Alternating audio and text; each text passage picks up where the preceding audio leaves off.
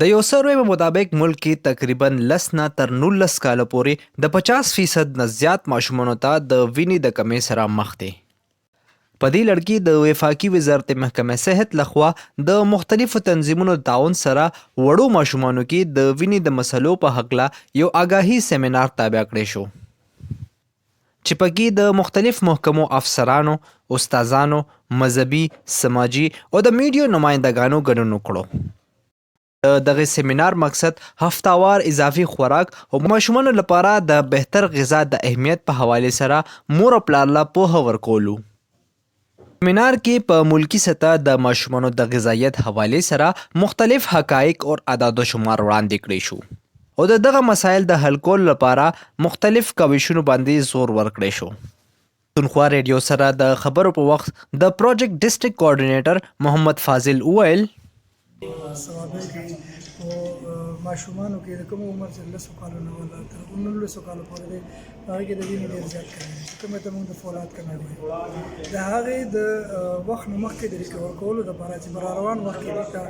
او ډیلیوري کې یا په پریګنسي دوران کې د پیچیدګۍ نه وي دا د ختمولو لپاره دا پروجیکټ د دې آغاز شوی دی او په دې کې موږ د هیلث ډپارټمنټ او د ایجوکیشن ډپارټمنټ ډېر زیات مشکور یو چې د هغوی موږ سره پوره سپورټ دی ټیچر راتلونکي 2-3 کالو پورې به موږ انشاءالله دا پروجیکټ دغسې وچلېږي نو موږ په دې کمي باندې د دې مخنیوی به وشي او موږ صرف په ګولو باندې په ټیبلټس باندې انحصار نه کوو بلکې موږ د ماشومانو په ډایټ باندې هم کار شروع کړی دی چې ماشوم چې کوم دی خپله ناشته په ټایم باندې واخلي. اکثر ماشومان بغیر ناشتې سکول ته ځي او خپل روټۍ په ټایم باندې خوري او د روټۍ د خوراک ټایم سره سره هغه ته کوم وخت کې څه پکار دي د هغې باندې هم موږ کار کوو. همدغه رنګ نیشنل پروګرام افیسر پاکستان عاصم شهزاد وویل چې د پروجیکټ د سوري لاندې موږ نورو ضلعو کې خپل مقاصد حاصلولو کې کامیاب شوي یو. آج کا پروگرام جو ہمارا ادھر تھا اس کے 2 مقاصد تھے. ایک تو یہ کہ ہم جو لودھرا میں ہم لوگ 10 سے 19 سال کی بچیوں کے لیے ایک سکسیزفل پروگرام جو کر کے آئے ہیں اس میں آئرن فولک ایسڈ کی تقسیم ہے, اس میں ہیلتھ ایجوکیشن ہے,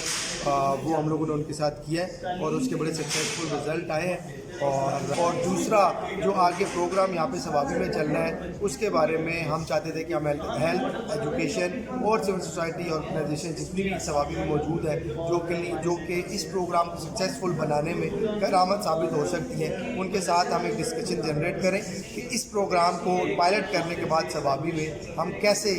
سکسیزفل طریقے سے آگے لے کر جائیں. د نیشنل پروګرام افیسر پاکستان ډاکټر رخشنده امرین پښتونخوا ریډیو سره خپلو خبرو کې وویل تو یہ جو ایڈوکیسی ایونٹ تھا یہ اس کے بارے میں آگاہی فراہم کرنے کے لیے تھا. جیسے کہ آپ جانتے ہیں کہ جو 10 سے 19 سال کی جو لڑکیاں ہیں بچیاں ہیں وہ اس میں انیمیا کی بہت زیادہ پریویلنس ہے. 50% سے زیادہ لڑکیوں کو انیمیا ہے یعنی خون کی کمی ہے اور ہمارا المیہ یہ ہے کہ ہم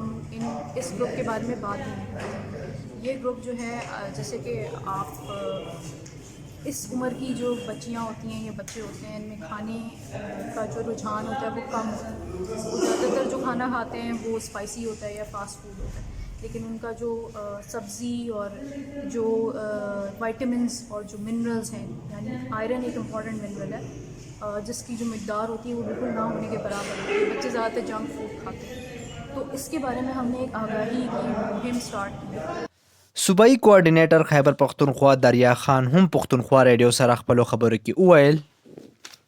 نیشنل نیوٹریشن سروے کے مطابق پاکستان میں اور خیبر پختونخوا میں 50% سے زیادہ 10 سے 19 سال کی بچیاں جو ہیں وہ خون کی کمی کا شکار ہیں. تو پاکستان میں ویکلی آئرن فولک ایسڈ سپلیمنٹیشن پروگرام کا یہ